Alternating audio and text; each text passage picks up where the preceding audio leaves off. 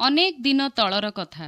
ଜଣେ ସାଧାରଣ ମହିଳା ଯିଏକି 5ଟି ସନ୍ତାନ ସନ୍ତତିଙ୍କର ଜନନୀ, ତାଙ୍କ ସ୍ୱାମୀ ସରକାରୀ ଅଫିସରେ ନିମ୍ନ କିରାଣୀ ଭାବେ କାର୍ଯ୍ୟ କରନ୍ତି। ସେ ତାଙ୍କ ସ୍ୱଳ୍ପ ଆୟରେ କଷ୍ଟେମଷ୍ଟେ ପରିବାରର ପ୍ରତିପୋଷଣ କରୁଥିଲେ।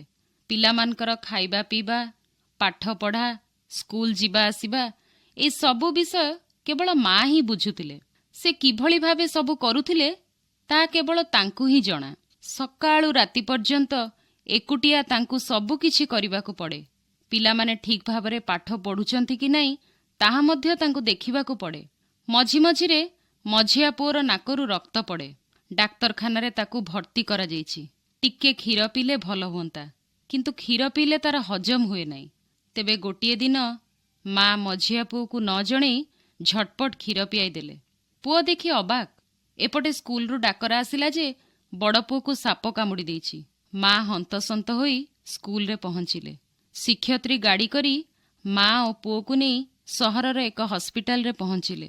ଘରେ ବାକି ପିଲାମାନେ ଅଛନ୍ତି।